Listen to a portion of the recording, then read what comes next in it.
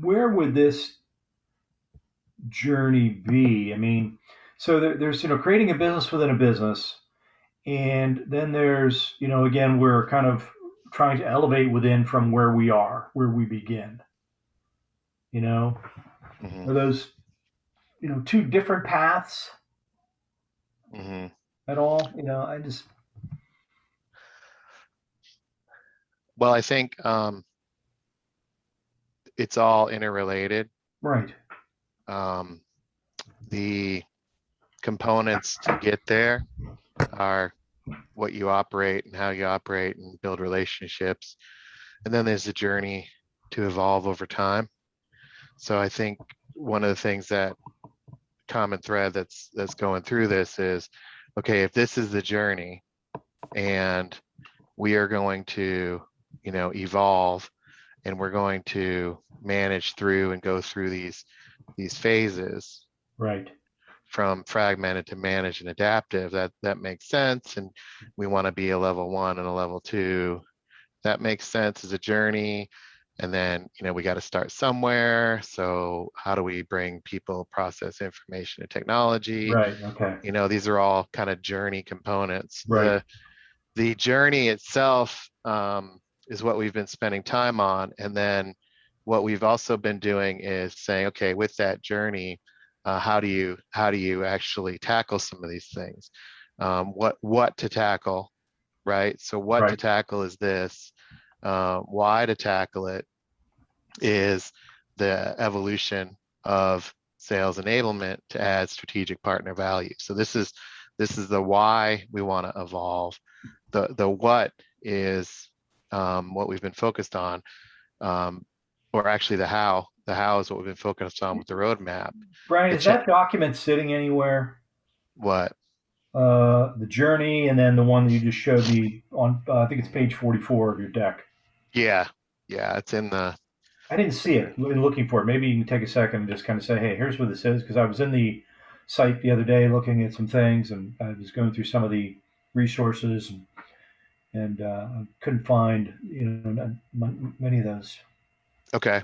I was actually today looking for the same document, and I went into documents and so on, and I couldn't uh, Right. Maybe find I'm it. looking in the So wrong spot. yeah, Yeah, let me so does Yeah. that journey make sense as far as the what, the why, and the how? And maybe that's what I need to clarify, because it is a lot of moving parts. Um, and then there's if that's the what and the why and the how. So for example, the the why we're doing it is to add strategic value, and that's the maturity model, right? The what you evolve, and then how you do it, how you go about it. That's what we've been talking about. So let me do a little bit of a slide here. Okay. Yeah. Cool. I don't know if these are components, but the why we want to evolve is maturity model.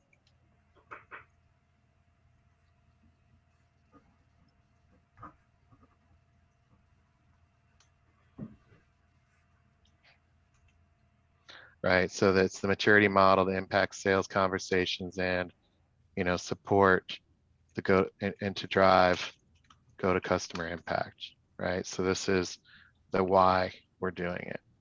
The how we're going about it is the roadmap,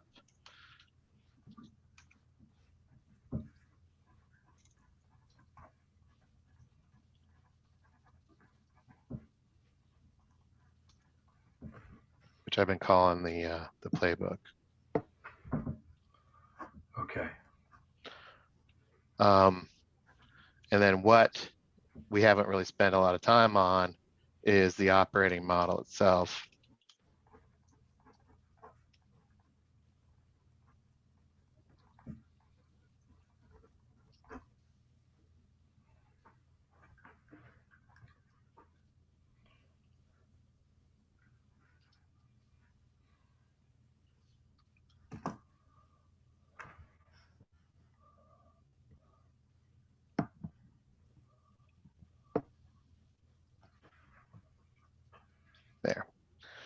So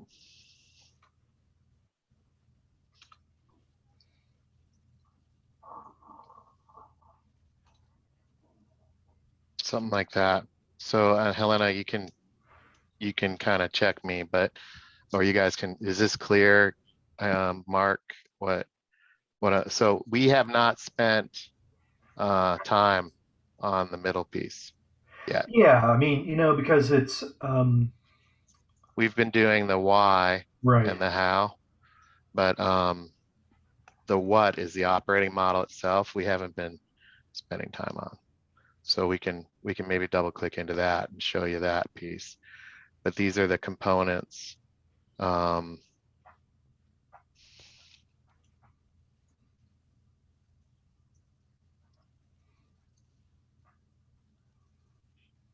Why, what, and how are of the thread. You have to evolve in kind of a circular, intertwined approach. It's not linear. It's very much empirical. Yeah, yeah. So when you look at evolving the maturity, this is I'm talking in terms of the journey. In the terms of the playbook, it's in terms of the approach. It's the things that we don't want to let drop. And then for the operating model, it's the model. It's the what of sales enablement. So hey Phil, what's up? We've just been talking through we're bouncing, or it feels like we're bouncing around, but there's a method to the madness. So we were just going through what are the things we're weaving here, and the playbook is the how, the maturity model, which is this thing is why we're evolving, which also matches this, which also matches to this. We have 3 or 4 components on the operator, or the maturity model. And then the playbook, which is this, we're going to start on like 8 and 9 here with Phil now, and then that's the how we go about it. But what we haven't spent much time on is what the heck are we evolving? What is the operating model, and what are the things that we're evolving to orchestrate, right? We're orchestrating all of this together. So what's the fabric we're trying to weave in a non-linear way? And I think the model is perhaps the trickiest one, because there are vast differences between having a, if you like, self-enablement orchestration hub and having a full-scale sales enablement function with all the authorities that comes with that circumstance. I mean, for me, it's almost like 2 ends of the scale. They are so vastly different. Yeah. They are both sales enablement operating models, but completely different models. Yeah. And I think I cracked the code on this. And I'll show you guys that there is a scalable operating model that even if you're in a shop of 1, you need to figure out. And then if you're in a 1,000-person enablement function, it's the same components. It's just the complexity and the scale and the number of people, the rigor of the process, your analytics and measurement it's just more mature. Because what we have to do is we had to figure out the model should evolve. So whatever the operating model is should fit level 1, level 2, level 3. And ideally, we're not adding components to the model, we're adding maturity, right? So the maturity and sophistication, rigor, discipline, number of people involved, number of steps involved get more complicated, number of functions or roles under enablement as we march towards this idea of becoming really what I would consider the chief productivity officer. And what we talked about at the very first Sales Enablement Society meeting is, sales enablement has an opportunity to become both the operational and enablement arm of the go to market. So when you think about productivity, it's efficiency and effectiveness of the sales force. Effectiveness is how well you do something, and that's usually enablement. And then how efficient you do things, which is more operations, like sales ops, should be driving efficiency. So when you look at efficiency and effectiveness together, that equals productivity, and that's really the march of sales enablement to become the chief productivity officer in the go-to-market or commercial system, as measured by the commercial ratio. So that's the moonshot vision. So there's a lot to figure out in order to get there, which is why I'm passionate about equipping people on, look, here's how you launch and get to the moon, and then see who we can get there. So that's the why and the how. What we haven't been spending is the what, which is no matter what we launch, if we're launching any rocket, whether it's a rocket in the backyard or SpaceX, what are the components? So I can go into this now. I can share this a little bit, and then we can go into the playbook view with Phil. And Phil, I think we were on 8 and 9, because we went through the 7 last time. How does that sound for you guys? You guys want to talk operating model a little bit? As long as that works for Phil. Sounds good. Oops, you're muted.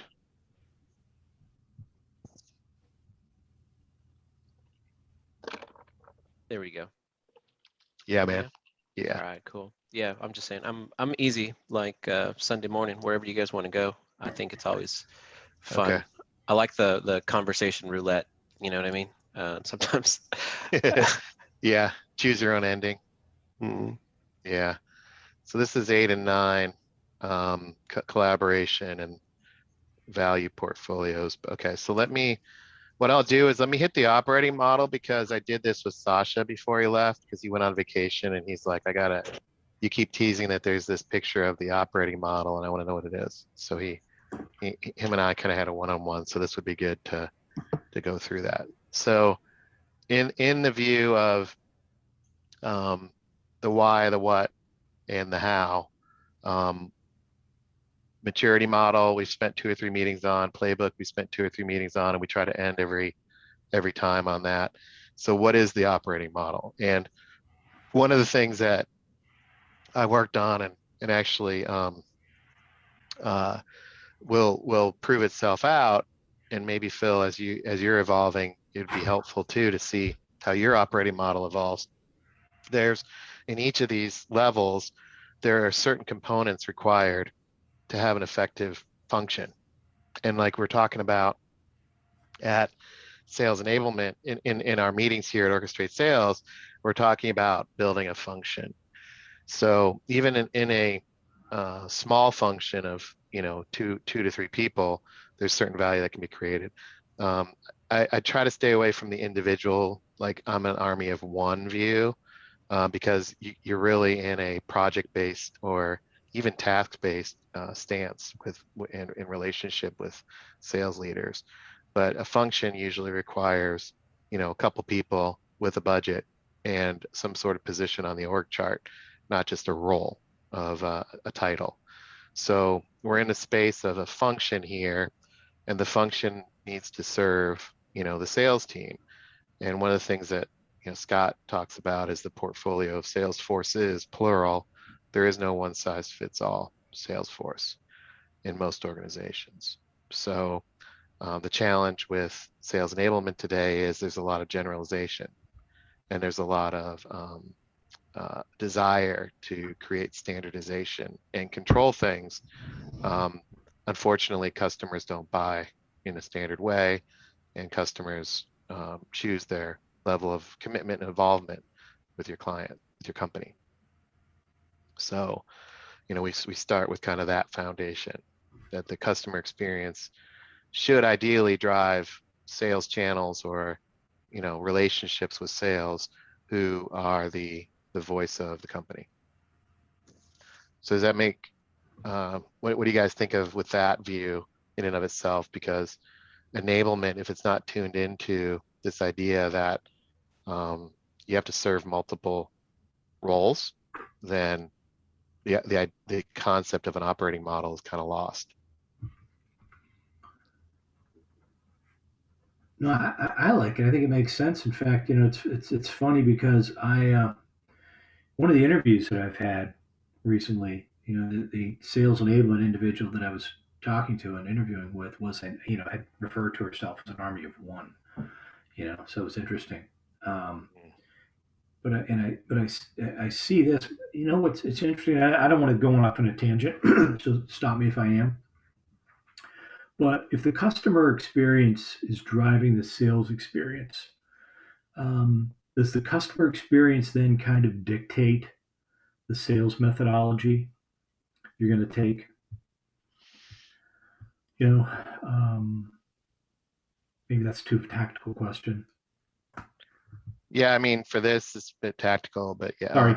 But I think if you say, look, there's a relationship between customers and our company. What is that relationship, and keep it at that level? Right. Yeah, there's a process piece of that. Okay. But as far as the sales process or a sales process, if we don't have a conversation around and really some detailed work around, who we're actually serving, the conversation about sales process is too soon. Yep. So that's my take on it. I don't know, Helena or Phil, what are your thoughts on that? Sorry, I was muted there. I would say that the ultimate design point is always the customer and the customer experience. That also means that the customer experience, well, you have to have a sales methodology with all its various components that actually supports that the customer is ensured the experience they want to have, and that they within their organizations, with our services, with our products, that they are helped to achieve what they set out to achieve.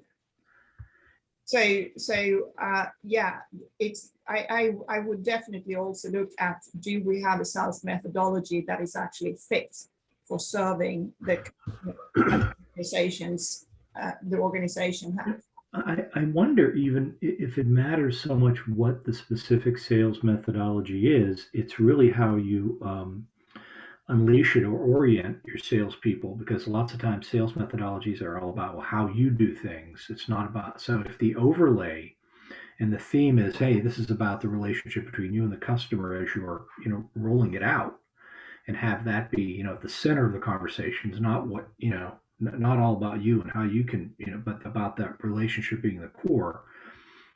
That may be the theme that may, again, move that sales methodology in the right direction. So Mark, the only thing I wanted to point out is that I think that it's not wrong of you to think, okay, sales methodology is one of the things that should be considered. I mean, there are so many different things to consider. That is one.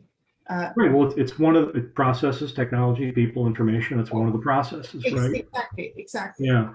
And it just popped into my head. Thank you. And then Brian, so looking at this portfolio of sales forces, well, sales forces, when you say that, do you also include sales management? Do you include the executive sales leadership? Because sales enablement serves those well. Sales enablement in my world serves sales operations too. They are also one of the customers of sales enablement. Mhm. So I'm just a bit afraid that portfolio of sales forces might be a bit limiting. I have understood what you meant with sales forces. Yeah, well, I agree. Depends on how you, definitely how you define your customer. And I think that's actually a great segue, because when you think about supporting sales forces, who's in and who's out. And that's kind of the first component of the operating model, is what services are you providing? You know, if you're providing talent enablement or pipeline enablement, message enablement, and organizational enablement, these domains of sales enablement, what services are you providing and to who? So that's the first component of the operating model, is to define that clearly, and then manage the stakeholders and your internal investors, and to define what that experience looks like. So before we get into, you know, sales process and figuring out kickoffs and, you know, all these other things, it's the first question is, well, what services are you going to provide? And if you're going to provide operational services, how would you define that in the context of your charter? So, like, for example, sales operations functions like fixing the quoting process and the process work of operations can easily fit under organizational enablement as a concept. But no matter what you call it, you got to be clear on what your value is and what your value add is and what service you're providing. Most sales enablement people have a hodgepodge of ingredients that they don't clarify or how they assemble into services that they can sell internally. It's very hard if I were to walk up to somebody in sales enablement today and say, show me your service catalog and show me the services you're providing and explain those to me so that I can write a check for them. Most sales enablement people couldn't do that. They would talk in terms of the activities they're involved in, not the services and the impact of those services. So that's the first component, is what business are you in? If you're in an operational productivity business, then that's one thing. If you're in a talent enablement business, then own it and drive talent enablement services, right?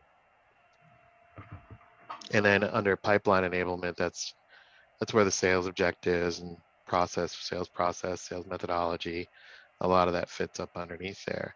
The question is, you know, what's the influence of the enablement function on that stuff? Most of the time, it's somebody else has made the decision, therefore you guys go train it. Yep. So that's talent enablement. Just because you're involved in training on process doesn't mean you are driving pipeline. You're doing talent enablement services to provide skills on a methodology you had no say in. So this is a whole conversation in and of itself, where sales enablement people end up over their ski tips saying they quote unquote own things and influence things when they don't. And this is why sales enablement's in a bit of a bubble, a hype bubble right now.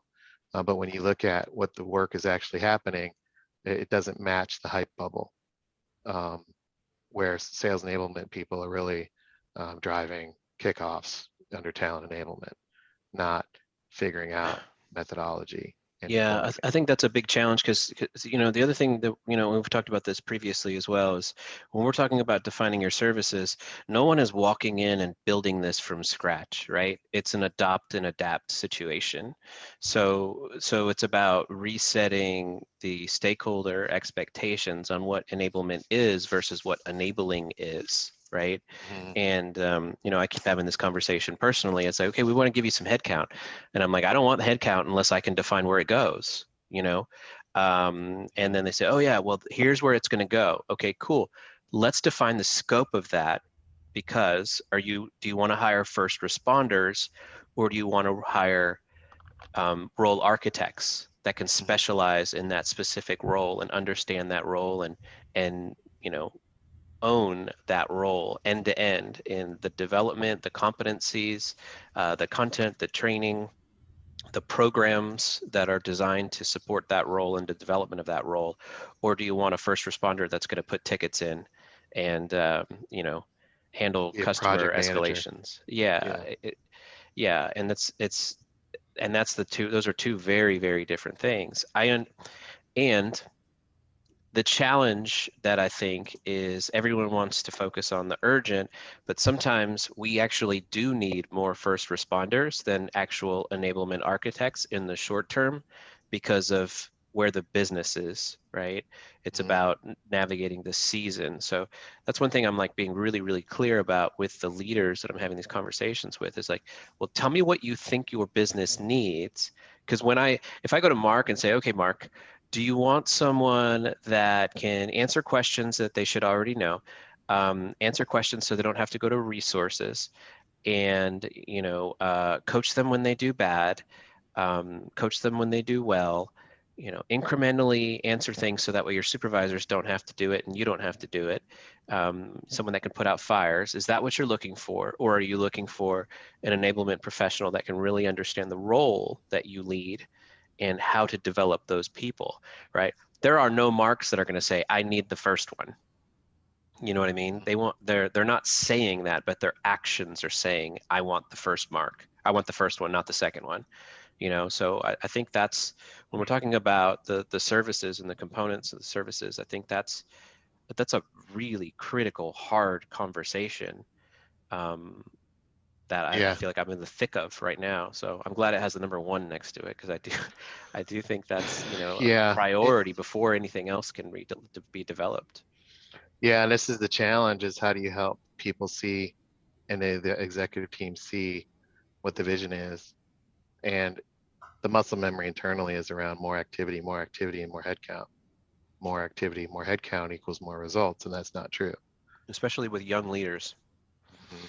Inexperienced leaders, I should say, not necessarily young, but inexperienced, right?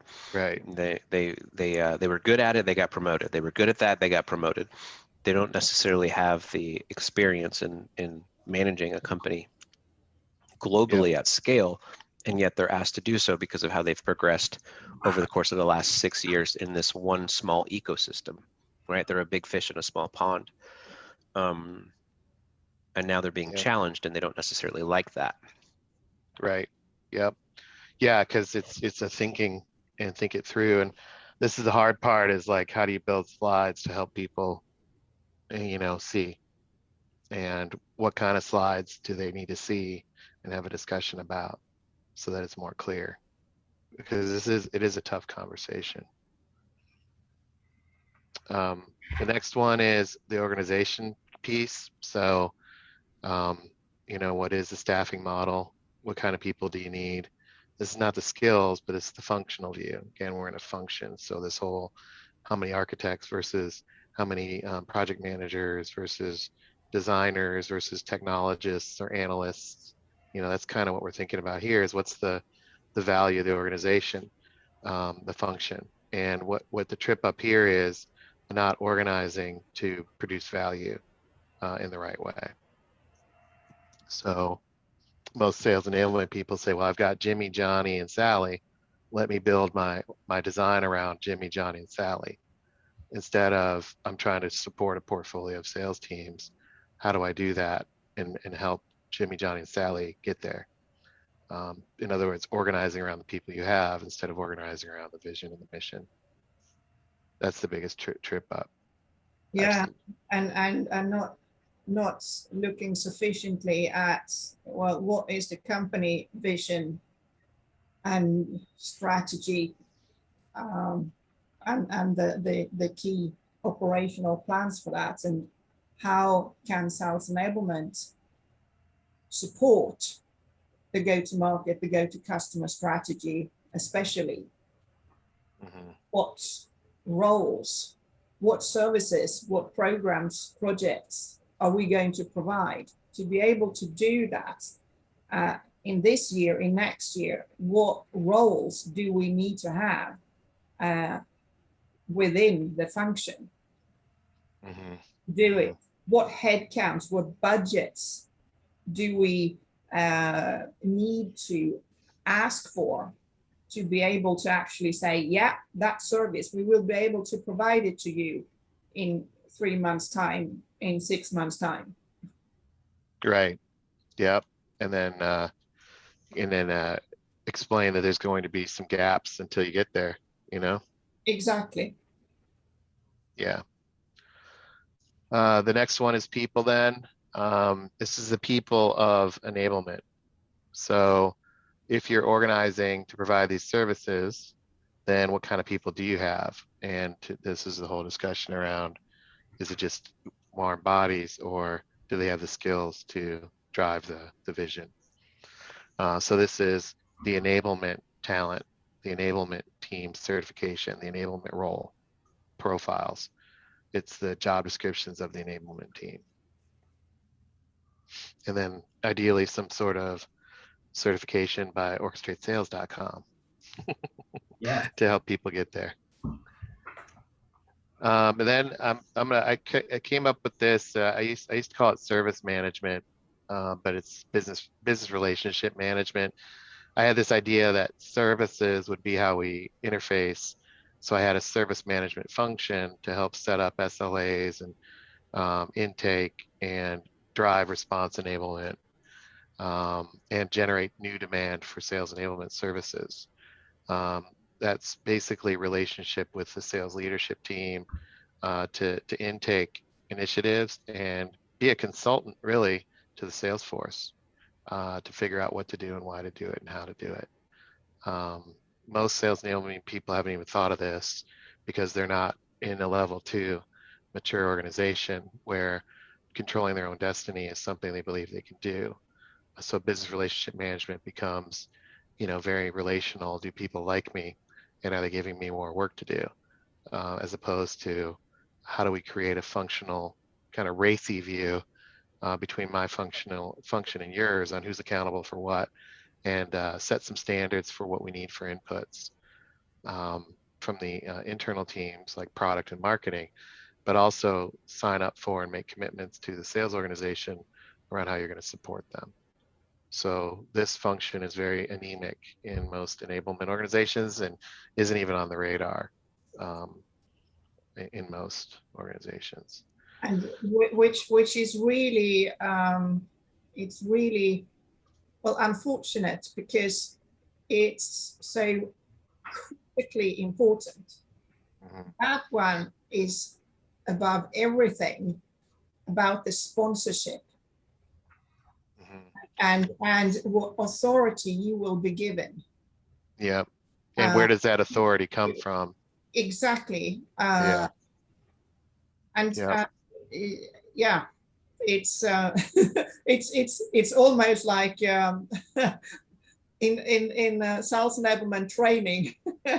that one should have, I think, almost top priority, because if that one doesn't work, you won't be very successful when it comes to sales enablement. Yeah. I totally agree. The challenge is if you're in a level 0 sales enablement function or just level 1, or even level 1, that's hard to think about. Building relationships and setting charters with folks, and having joint accountability for sales impact.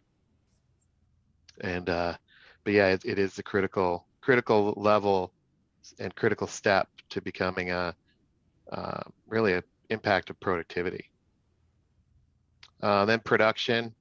So it's interesting how many sales enablement functions don't have a production capability. So this is, if you're a factory, what kind of factory are you? If you're in services, what kind of services are you providing?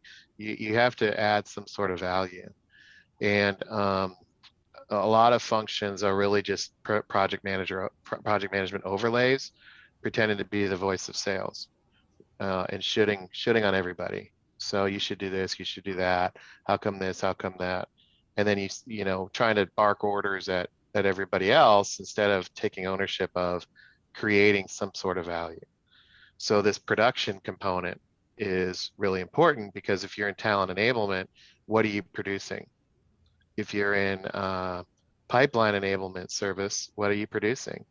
And you should be producing services, which means you're bringing together, tangible and intangible value to elevate and help streamline and make, life easier for sales. And most, if there is any production, it's around doing more to sales, not simplifying for sales. So these processes are really important to understand in sales enablement, because the more production you own, the more impact you have and influence you have, especially if you're creating streamlined and simple, more simple value and providing things that salespeople need and want. So this is, you know, if it's in talent enablement, this is your instructional designers. If you're in message enablement, it's your copywriters and your field marketing kind of resources. If you're in organizational enablement, what you're producing there is, you know, process maps and process work and requirements with the tech team, right? You're producing those types of things to simplify the ecosystem behind sales. So You're absolutely right, Brian. And I also think that sales enablement do really play a crucial role here, because when you take on to develop and produce things that the organization hasn't had before, that the sales force, the sales leadership, etc., hasn't had before. When you own the production of it, or at least play a very, very key role, then you also you need to ensure, okay, is this tested enough? Because if it's not tested enough and you bring out something into the organization which is flawed, yeah, well, then you will have such a big backlash because of that. So you can sink a whole project. yeah, That happens again and again and again. So owning the production, the testing of it with small pilots and very well selected pilot teams, that is crucial, and that you learn from the pilots, you improve and do that n number of times until it's actually ready for organizational wide deployment. yep, yep, yep. And that's and these are all discussions. This is all, you know, discussions to have around designing the function and knowing these things clearly before just doing stuff, right? So how will we create a production capability? What are our production components? You know? Yeah, I don't think that, again, I'll go back to the same theme, right? It's great if you can position this in an ongoing job interview to say, okay, well, here's my vision of this team. I want to stand up for where you want to go based on your corporate goals, right? And this is the commitment that I need from you. Tell me specifically what I own, right? Or from a consultant view of saying, let me fix all your problems, you know. But I think the practical piece is that most of us are probably scattered all around in here. You know, I think about the production components, like we don't own production components, and that's a critical gap for my team. However, the production components that we take initiative on are far exceed anything else that we get, right? So we do it out of need, not actually out of defined scope. And I'm intentionally, because I want to peel that away and have ownership of that, because I don't have confidence in people that have never been in a chair or understand salespeople to be the ones building the content, right? But when I think about talent, pipeline, message, organizational, you know, we really only own talent enablement in my situation, right? Pipeline enablement is a partnership with, you know, prospect or customer marketing, product marketing, sales engineers, messaging, again, same type of partnership with most of the same groups in there. Organizational, you know, that's really a partnership with, you know, the business process team, the tool and analytic team, product management, you know, the activation team, content, the content team and brand marketing. So there's a lot more pieces of the equation. So I don't think we necessarily own any of those components in the organizational piece. I believe that we are a conduit to which we help influence those teams and collect the inputs to deliver usable content, usable usable training, usable reference, in support the talent mission, if you will, right? We, we get information regarding pipeline, right? Here's our target customer and our, industry and buyer personas and yada, yada, yada. And then we ask questions and then they go back and they kind of sharpen the pencil, right? And that we do that rhythm over and over again with each group. It's a mess. So it really, that's what I keep telling people is most of the value of sales enablement isn't what you believe sales enablement is, because you have the perception it's training, and either is it training good or not good. That's the two criterias, right? Did you hit quota or did you miss quota, right? That's pretty much the same situation. The reality is it's the other things. So in a situation where you don't own anything in 5, right, and are encouraging your team to commit scope creep and get a 5-yard flag, right? And that's the only way to improve it. That's more of the equation that I feel like I'm in, and that I think is probably realistic in a lot of different, whether it's content or whether it's processes or whether it's whatever it might be. Where are we? Do we have a license to do that as the sales enablement organization, as the advocate for sales? Right. Yeah, and this is a great question, and it's a great discussion. And I like what you said about talent enablement. So if you just double down there and say, look, I'm going to provide talent enablement services, and flip it around, what is the service that sales leaders would appreciate? They don't really care where it's coming from, but they would like a turnkey one-stop shop. So from a charter perspective, chartering out yourself, how do you establish the charter to be accountable for these things, and then build a case to acquire the production capability, because you can only go so far.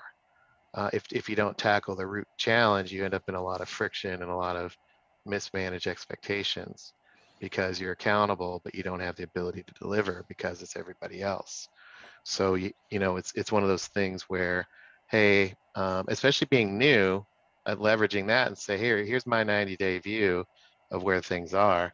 Here's the choice we have, and drawing a kind of a distinction between status quo, this is how it's going to work, versus here's the services, which door do you guys want, type of thing, and establishing the charter to take these things on. Because I go back to, executives don't see this. They don't have any visibility. They don't know any of this stuff. They don't know anything about this. Zero, not even on the radar. So most of the challenges are around illuminating it with slides like this and others to say, look, here's my vision, here's my charter, here's how this is the impact, and then have them ask, well, what's required to get that impact? Well, this is what I need. And usually if you can outline it in something that's articulate and simple, which is basically, I want to be accountable for these outcomes, and here's what I need to achieve those outcomes. Are you in or not? Not just with your boss, but those in positions of authority, such as sales leadership, who are your customers, and building that bridge there, so that they say, hey, I want the service that he's talking about. How do I get there? Well, I don't have any people for that. I have project management support, and I'll do what I can, but I don't have people. And you just say, I don't have the headcount. It's I don't have the right people for that. I need to make some changes. I need to redefine the roles of my people. And then, are you talking with HR to redefine roles, and building out a talent strategy that gets people off the bus and gets the right people on the bus? That creates a lot of friction when you start letting people go, but you have the billet. It's how do you use it the right way? And that's a leadership challenge. when you start driving that kind of turnover, but it's because you're trying to serve the mission. So that, working with HR to say, look, this is where I'm heading. This is the charter I have. I don't have the right skills. Going to the people component and saying, from a people component perspective, here's the job recs I need. How do I get these people? How do I make people re-interview for these jobs? And open them back up and redefine them and have our existing staff re-interview. And by the way, what happens when I don't hire them? Oh, we can't do that. Well, what's the role of HR then? Right? Like this is back to the business relationship management Well, piece, because to not rock the boat, right? Well, I mean, this is the challenge. Like, look, I'm driving performance. I'm accountable for these things. I need to partner with you. You're my business partner. I'm operating a business within a business. This is the illuminating to everybody else too. This is the challenge, because if HR is wagging the dog, the tail that wags the dog, then how are you supposed to elevate and redefine and transform? You either build the organization around the outcome or you build the organization around the people you were given. Mm. It's really that simple. And HR hates to hear that, but when you ask them that and say, well, the people I was given aren't going to get us there. In fact, here's the job descriptions of what will. And I vetted these job descriptions in the market. I worked with the guys that orchestrate sales, and I ran them by the internal leadership here, and this is what we need. It's nothing personal. We're transforming, we're elevating, we're going to the next level. What got us here isn't going to get us there. All that stuff you guys talk about in HR, One of the things that is often underestimated by HR, but also by company leadership, that is actually how complex the role of sales enabling or sales enablement is. Mhm. And the roles that you need to have within the sales enablement function to be able to ensure that all of those outcomes that we are supposed to support, to enable, that we actually can do that. So getting the right level people with enough experience, enough, and not just experience in one area of sales enablement, but also a broader insight. So it's not just about sales training. It is also about, well, what data do we need to have in the CRM system, for instance, to be able to do certain things. To get the acceptance from HR and executive leadership, hey, this is such a strategic unit, sales enablement. We have to be prepared also to pay what it costs to get the right people into this unit. That is a major challenge for many sales enablement functions. And Yeah. frankly, very few HR guys and executive leadership guys actually understands this. Yeah, and this is why I go back to, it's about helping them understand and helping them see. It's a lot of work. I mean, I've done this before and I had to come up with all these job descriptions. It took 1.5 years to get through HR. And we really pushed it and pissed them off, because we had these conversations like, well, what's your role here then if we can't change the job description? Like, I remember literally that being asked on a call with HR. You guys are saying you want to provide services to us. If we can't change job descriptions, what's your role here? And also because the nature of sales enablement, I mean, we are there at the forefront. We are the ones helping the company to transform, to change as necessary when it comes to the area of sales and customer experiences. We are there to help them ensure the future of the company. That also means that, well, just because a job description in sales enablement look like one thing at one point of time, well, basically anyone in sales enablement need to be willing, both able and willing, to take on and do stuff that they have never done before. And that's not part of the job description, because as this is empirical processes, empirical stuff that we are working with, we are breaking new ground all the time.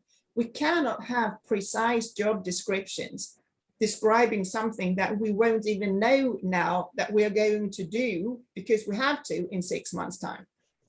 Yeah. Yeah, the job descriptions are going to be approved by the time they change, right? In real life. That's really what we're talking about right now. Well, I think there's that. Yes, I agree. And how most people in companies are not doing what their job description says. I'm talking about, in my view, fundamentally clarifying the roles required to serve the sales team. Yeah. If you look at the copy paste mentality of a lot of job descriptions, they're not even closely aligned to the idea of enabling sales conversations. The job descriptions out there they're not even sales enablement, they're like project management. So Yep. that's what I think is required from a HR perspective, and from an organization component too, an awareness that you're changing the operating model. You're changing the org structure to serve your internal customers. We provide services, and entering into that conversation with HR is tough, but it's going to take a year. And it's like planting a tree. The best time to plant a tree is 30 years ago. The next best time is today. It's one of those things where the HR is woefully ill-equipped to drive digital transformation, and they're focused on the wrong things repeatedly over and over again. So this is the long slog of an enablement. So that's the people piece aligned to the organization piece to develop production components and retool from within, which is, by the way, the same thing that HR should be doing. They should be retooling. Every function should be retooling. And if they're not, then what's happening? So this is part of the, while I agree that sales enablement is important, what I tend to lead with is we are living out our values. We're living out the strategy of the company. We're transforming with it from within, like our CEO says, and we're doing it. This is what it looks like. Everybody else is not doing it. I don't know what everybody else is doing, but it doesn't matter to me. I'm the leader. This is how we're driving to our vision as a company. And you guys are my business partner. What is your service you're providing me? You provide me a service, HR. What is it? I'm not here to serve you. You serve me. I serve sales. So how do we do this? Because not doing it's not an option. What's the journey? What's the path? How are we going to retool job descriptions? Well, I don't know how we do that. Well, you're in HR. So if the CEO has everybody around a table and the CEO says we're going to redo job descriptions, which function do you think he would point to as responsible for redoing job descriptions? It's HR. Obviously, it's HR. So anyway, I'll get off my soapbox, but the over-compliant side of HR, it really drives me nuts, because they talk on LinkedIn and they talk a great game around change, and they talk a great game about where people are our most important resource.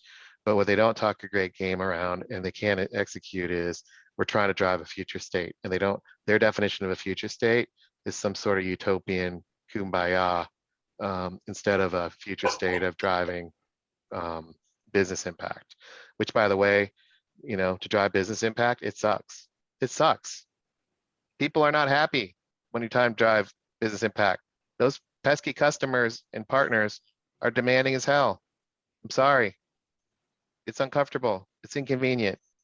It will stretch our skills. You know what I mean? So this is the tension of enablement to me, is recognizing that this is the first cross-functional role that's stretching in a new economy, and people got to get woke up around it. That's the balancing act. I think the key is to help them see, and maybe slides like this will help have the conversation. But at some point it gets to who's providing value to who, and what the hell are we doing? What are we doing? So anyway, sorry, I got my soapbox. This the HR one hits a little close to home. We've all been there. Yeah, right. It's fine. Rightfully so. It's what I think is terrible too, though, in that equation, Brian, is that everything that everyone is going through educationally, like the generation behind and the generation behind, that's the playbook that they're going to be taught. You know what I mean?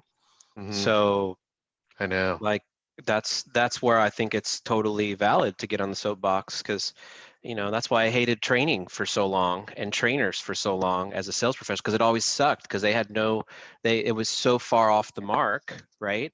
And processes were so far off the mark, and this, you know what I mean? It was so inside out specific to the organization. And now we finally evolved as an economic ecosystem where we need to be outside in order to be relevant in the market, right? So, and I think part of being in sales enablement is we bob and weave between being inside out and outside in, depending on the perspective we're trying to really consider in how we solve problems or how we connect dots for other folks that are so closed-minded and siloed in their paradigms and in their mindsets. And it's still shocking to me that even in progressive, like I'm in a very, very progressive young organization, and it's shocking to me how closed the mindset is in a lot of situations that I'm in. Yeah. And then at the same time, one conversation is let's be inclusive and let's hear perspective, just not that one. Right. Oh, that's too much. Yeah, not that one. That one hits too close to home. So now I'm offended, or I'm offended on behalf of other people, which is my favorite. So that is the challenge. And I think where the rubber meets the road is, are we building an organization to serve customers, or are we building an organization to make our people comfortable and happy? Which one is it? If you could only pick one, which one is it? Well, it's both. Well, both of those cannot happen together. You either have to build it around your employees with the promise that your employees will, and the belief that your employees will close the gap to customers, or you build it around customers. That's it. One of them gets 51% of the vote. It's either Bill, Bob, Sally, or customers. Which one is it? And that's the hard part. Yeah, about customers. Yeah, and unfortunately, Jack Ma came out at Alibaba and said it goes employees first and customers second. So there's a bandwagon around that employee first mindset, which is tough. I'll take employees for 400, Alex. Yeah, because the challenge with the employees is they don't know what they don't know, and most people are totally clueless about the customers that the company supports, and it's really tough to close that gap. So it becomes about a job, not about an outcome. So that's the tension. All right, so number 6 is the technology component. So this is the LMS, learning management system, enablement platforms and apps. There's apps, applications, desktop applications. Then the operational components like physical assets, if there's a test environment, if there's training location. Sometimes enablement has the executive briefing center underneath it. And then performance, which is your measures and your metrics. So this is the sales enablement operating model. If you're a level 1 organization, you would need these. And if you're a level 3, you would need these. It just depends on how sophisticated, repeatable, consistent, scalable, you are. But you would need all these. If you're an army of 1, you can't really do this. I think you could have a role description, but you're a role, you're not a function if you're by yourself. You're in somebody else's function. You're not a function, you're a role. I draw the line there. If you're by yourself, you're a role. So that's the operating model view. And again, it fits in the, why piece is the maturity model, right? The why we're doing sales enablement is this model. We're moving to a level 3. The what is the operating model. That's the fan. We've got these 8 components that are at different levels of sophistication. And then how we get there is the roadmap. So you take the 8 components and they come together in this journey. If you're weak in the performance area, it's hard to prove impact. If you're weak in the people skills piece, part of the fan of the operating model, you got to elevate the roles of your people, which is the people part of the operating model, right?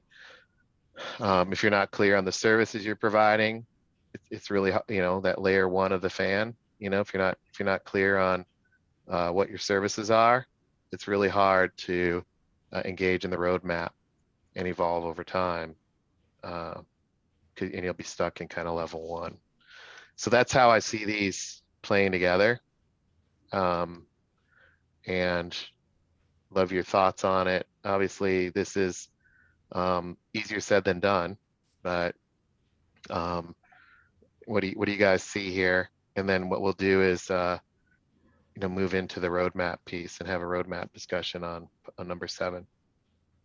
Brian, yeah. when it comes to the technology components, Yeah. Why don't you have CRM? Yeah, we can put CRM. I just probably forgot to put it there. And actually, a lot of times, Sasha doesn't actually own CRM. Like, it's really interesting. It's the budget holders are in different spots, and so. Yeah, I know he doesn't own it. Yeah. And in many organizations, that's the case, and that's fine, as long as sales enablement have the functional authority of what goes into the CRM system. Yeah, the requirements. Yes. Yeah. Precisely. If they're in that type of function, if that's the service they're provided, whether it's pipeline, it's hard to own the functional requirements of CRM if you're in talent enablement, for example. Yep. If you're in pipeline enablement and organizational enablement and you're tight with ops and you're rolling out pipeline services, then yeah, I could see CRM being underneath you, and you're defining the operational requirements. But so I just added it. That's a good call out.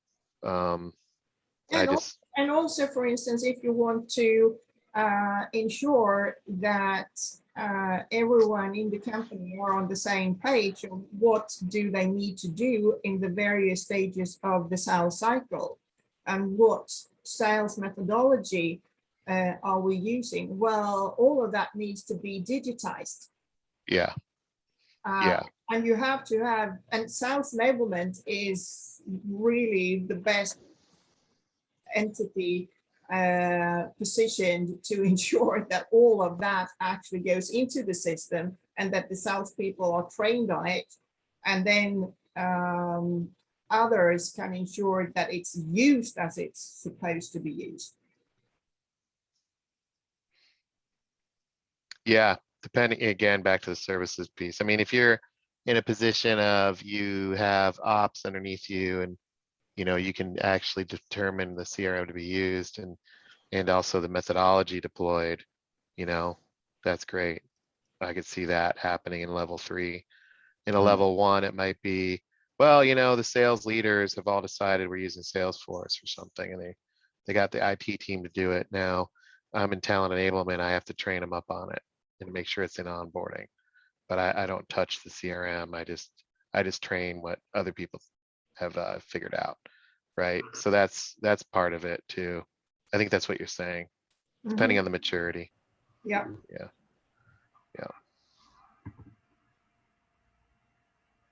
It's super rare to have all this under one shingle, under one roll. It'd be awesome to help build a global organization from the ground up like this. That's for sure. Yeah, Helena had a lot of this under her. Oh, really?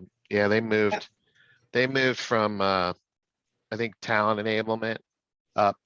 Is that how you would say it, Helena? You guys, or did you guys start pipeline?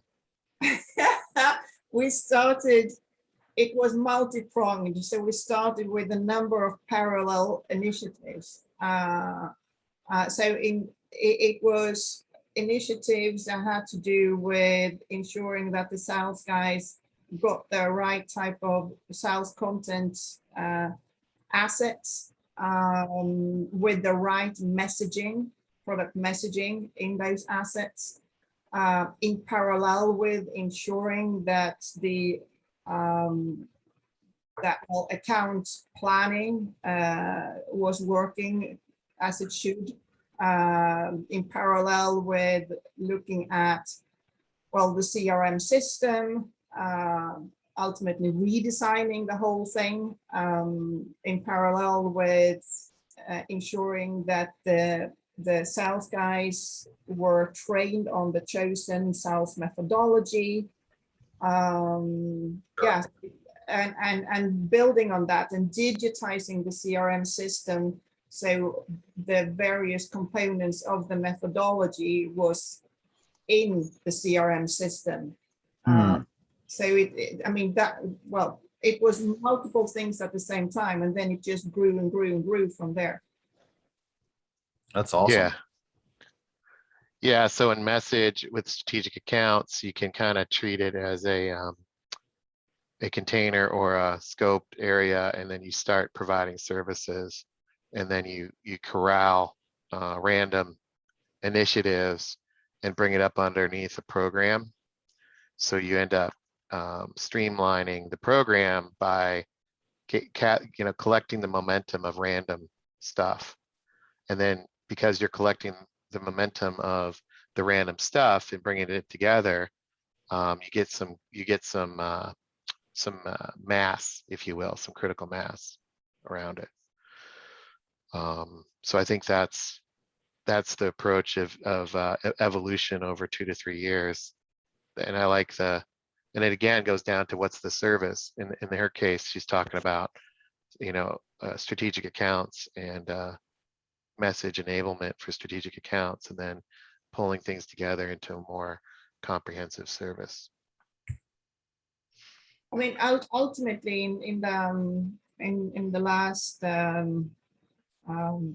company that I worked for, the sales enablement function, we produced every year as part of the ops planning a program plan and a service catalog. And that was what we got our budget and headcounts approved on. And it was everything from, in the program plans, it was everything from projects, really, quick ones, to multi-year programs. And it was a number of different services. It was services not just to the sales guys, it was services to the sales managers as well, for instance. So yeah. Cool. Thanks for that. All right, so that's the journey. Let's talk the roadmap here for a couple minutes. So Phil, you talked about 6 before, and then we talked a little bit about 7, which is improved value and impact in pockets. But I'm going to start kind of with that, if that's okay. 7, unless you want to go anywhere else, 7 or later. No, I don't have any. Okay. Whatever you want to go, it's fine. Cool. So if we're on the journey, right? So we're in this journey of evolving the function. Ideally we've marched past, clarifying the mission, crystallizing requirements. We've inventoried, we created a baseline. We've got wind sprints going. We figure out that we're stretching the team. So we elevate the team. And now we want to, based on the elevation of the team, and all the process work and the gaps we found, start getting some sort of momentum somewhere. And that's what we mean by driving value in pockets. And in this story that Helena gave, the pocket there was in the strategic accounts area, with messaging. So you can start improving the impact there, and create some sort of almost like a carrier system or an injection system, based on demand, to get wins with sales. Sales is seeing the impact. They want more and more and more of that impact, so that you can bolt more things on. So the steps are revisiting the scope based on what you're doing, whether you're building a project or programs, deploying services, and then think about how you're engaging. So who is responsible for what with intake? Engage proactively, start figuring out how to get into a cadence where, at least with sales, you're able to have some sort of proactive conversations around where things need to be to anchor the vision, and then figure out who the dependencies are. Whether it's product, marketing, sales, HR as a dependency, if you're going to evolve the model, right? So who does what? Solidify the methods of the production. You can see how this is back to the operating model with the production component. What are you producing, and how are you going to produce it? Figure out how to get people learning in your own function. This one's really interesting. Sales enablement is so obsessed with making everybody else learn that they can't, and yet they can't learn themselves. Drives me nuts. Drives me absolutely nuts. Like, they're the worst students. They're the worst people to coach. They're the worst. They know everything, and yet they're experts in what everybody else should be learning. And I used to be that way, so I can talk that way. I used to be pretty hardwired that I knew how everybody else should be learning, and they should be doing this and they should be doing that. And then it's interesting how little professional development enablement people have, because they're so busy. We're so busy, we can't go learn. And so you can't coach me either, because you're pointing out my gaps. But this is one's important because sales, right? Salespeople are constantly getting eviscerated by customers.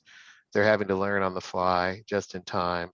And this one is really critical to have more empathy with sales, especially with what sales is up against right now, and then continuously improving. So the last two, if you can't have a culture of learning, if you can't get into a culture of let's find out our gaps and close those gaps, because it's not about us, it's about our customers and our sales teams, it's really hard to evolve to true collaboration, which is the next piece is, how are we going to collaborate? So that's 7. What are you guys' thoughts on 7, besides my little rant on sales enablement as a No, I learning think function? it's a valid rant, though. I don't think any of your rants today have been tangent. Just so you know, just to kind of give you a little validation there. I think you've been on. I want to be supportive, Brian, and I appreciate it. Flex my empathy. Yeah, I appreciate it. Yeah. So I think that this is your quick wins, right? To me, this is your quick wins, and saying, okay, I think I know what's going on. Where can we get someone to notice us quickly, right? and know, and then gain a little bit of relational equity with my team as well as with my stakeholders, right? Or cross-functional partners. So I was really focused on this one, candidly, because I knew people on my team before they were my team, and I knew I had an idea of what they did well, and I had an idea of how they drove me crazy, right? Working cross-functionally with them. So I feel like this was probably like my favorite spot, just because it was hey guys, here's what we're going to change right now, right? Here's how that's going to go.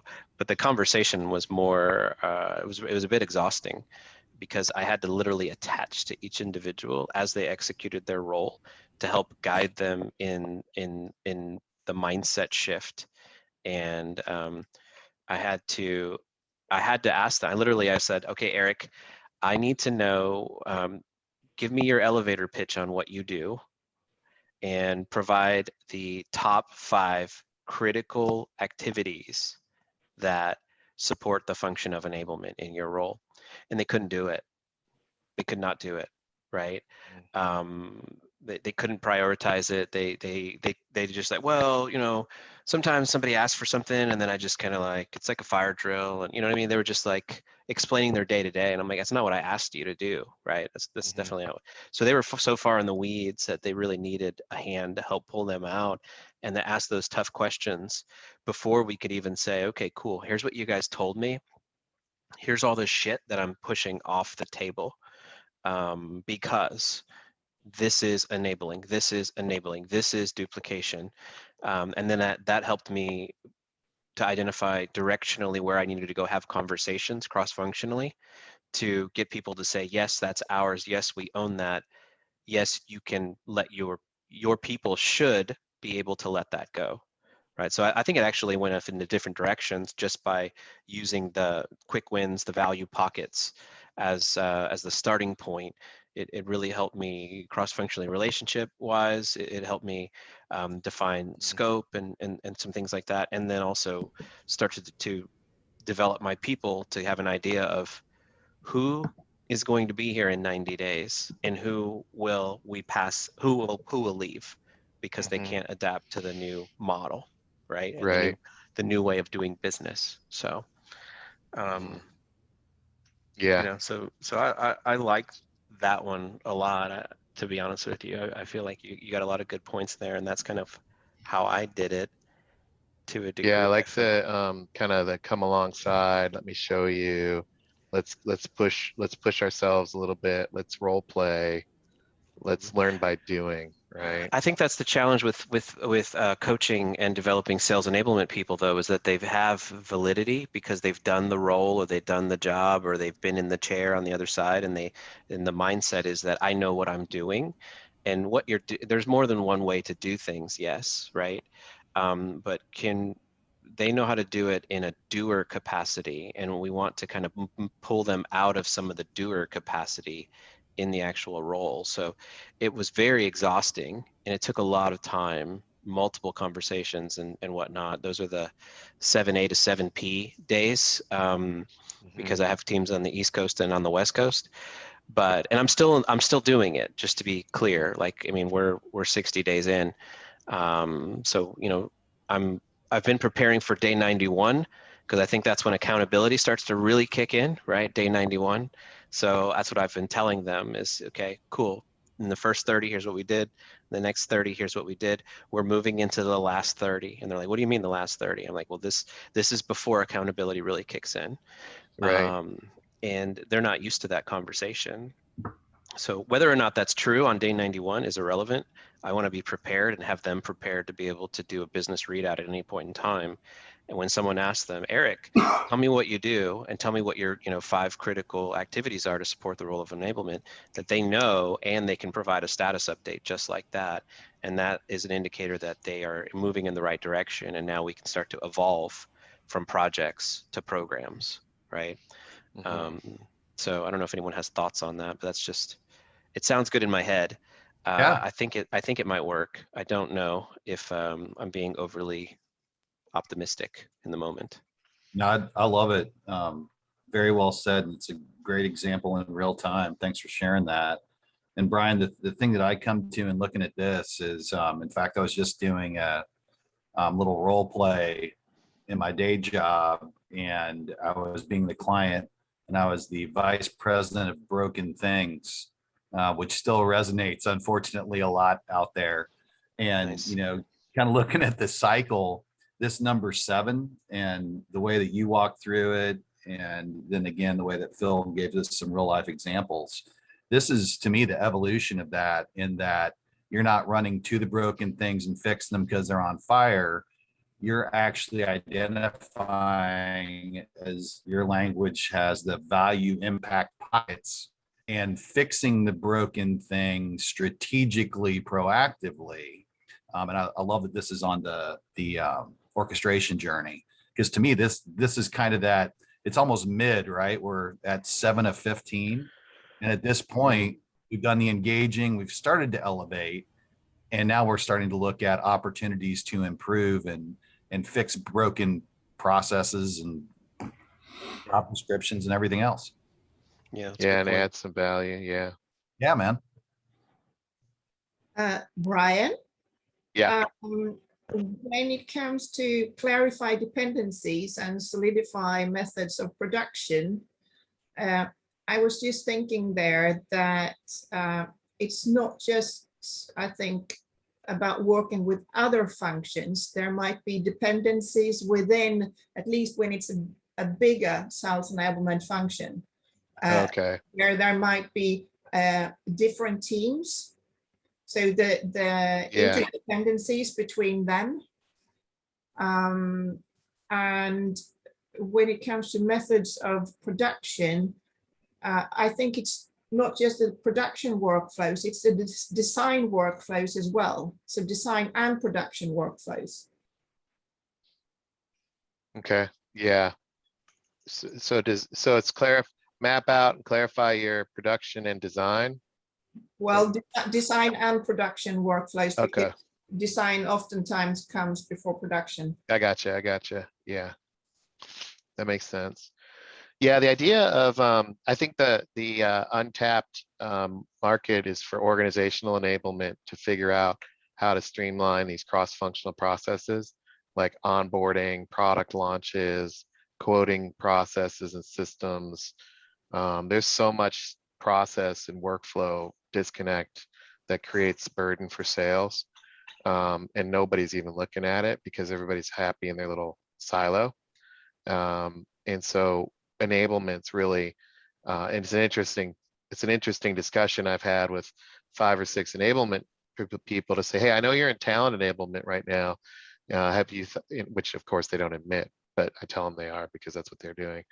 And then I say, have you ever thought about branching out into organizational enablement? And they're like, hell no, man, why would I do that? It's really interesting. It's like, why are you enabling or not? Right? That if it's like, where is the need? Will you go fill it? Versus I have a title, this is what I want it to be, and therefore I'm going to do what I think is right versus what is needed.